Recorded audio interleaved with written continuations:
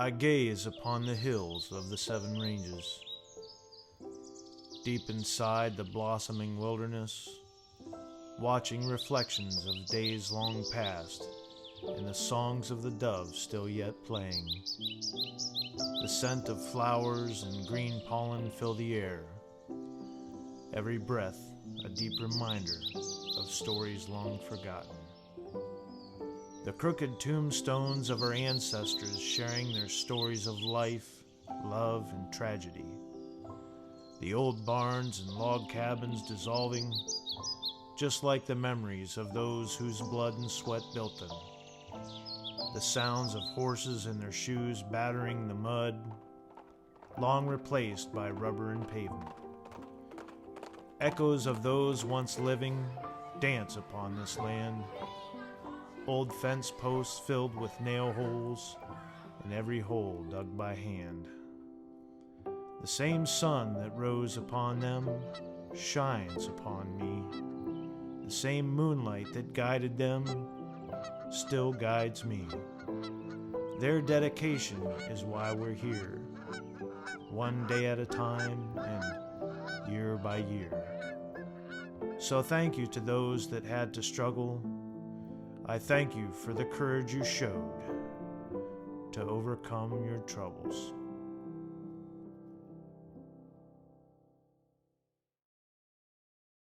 In 1776, the American Revolution began, and King George III of Great Britain consented to the hiring of Hessian soldiers.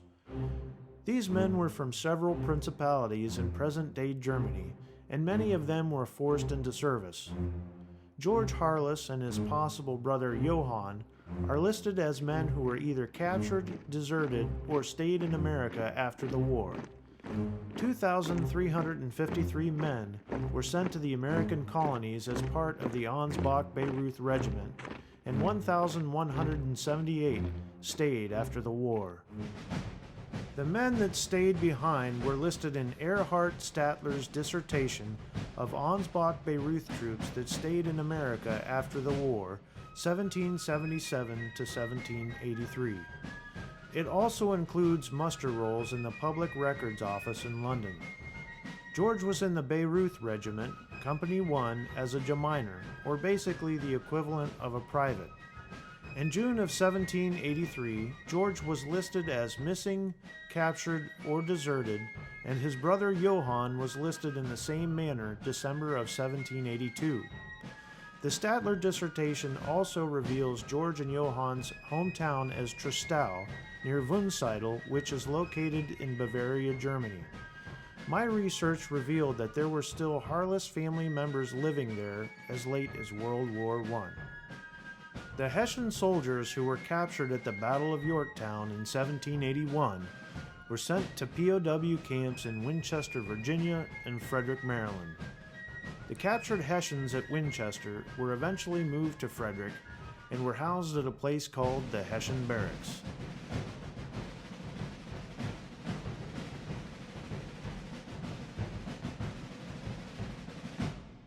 The fledgling government was not able to care for the thousands of captured men, so they were permitted to work for local people. The citizens living around Frederick were mostly German-speaking immigrants, and the Hessians were permitted to interact with them. They were relatively free to move about, and many of the men had their families accompany them. The Hessians were encouraged to desert, and some even married into local families. These men were still collecting their normal pay and were a boost to the local economy. We can't be certain this was the situation for George and Johann, but I believe this is the most likely scenario.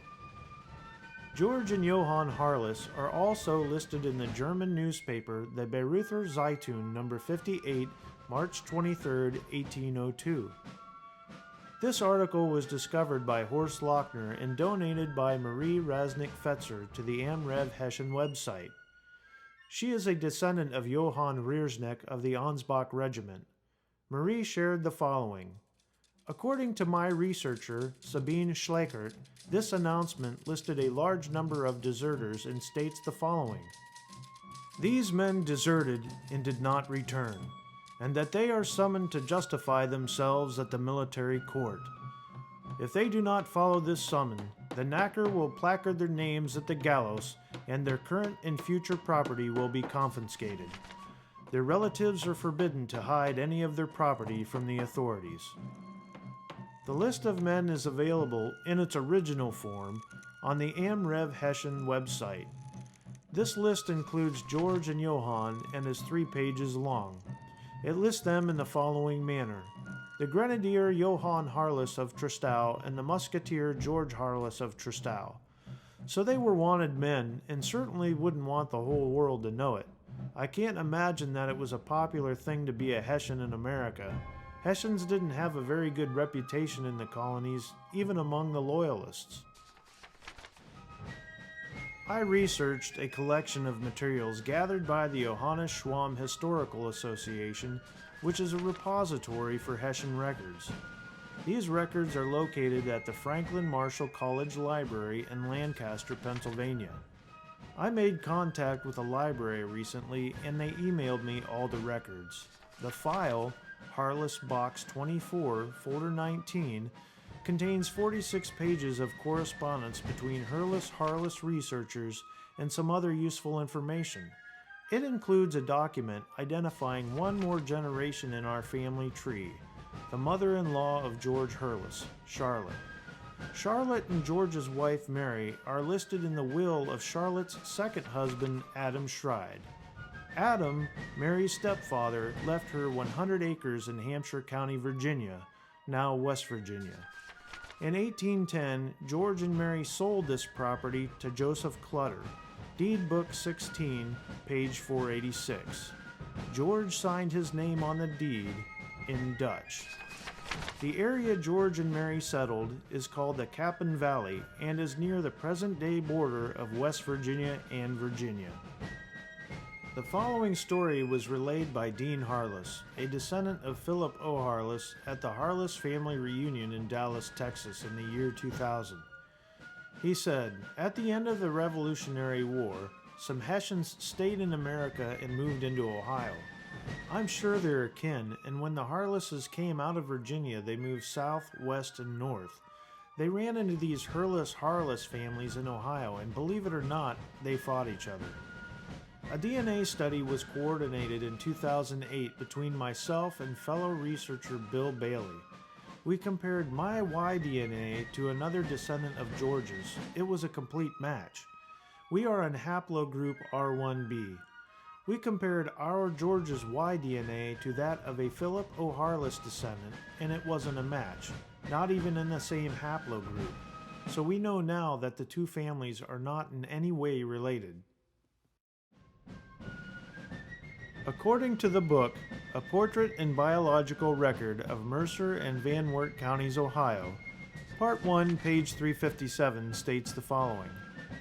Richard L. Hurless was born in Virginia, November 17, 1799, and was the son of George and Mary Furrow Hurless, natives of Virginia and Germany respectively. They lived upon a farm, farming being Mr. Hurless's occupation. Richard L. Hurless was one of 11 children and was only a boy when his family removed to Harrison County, Ohio.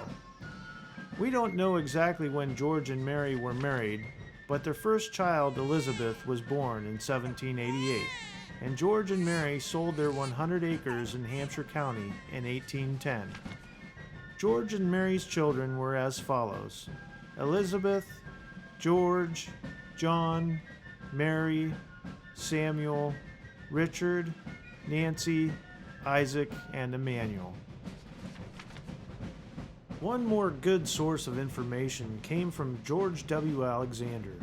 He was the son of Isaac Alexander Sr. and Nancy Hurless Alexander. He gave the address at the Hurless family reunion in 1896 in Whiteside County, Illinois. My earliest recollections of the Hurless family was of the uncles. There were 6 brothers and 3 sisters of them. They were Emmanuel, Samuel, Isaac, Richard, George, and John. The sisters were Betsy DeWalt, Mary Norick, and Nancy Alexander. Milledgeville Free Press, Thursday, September 3rd, 1896.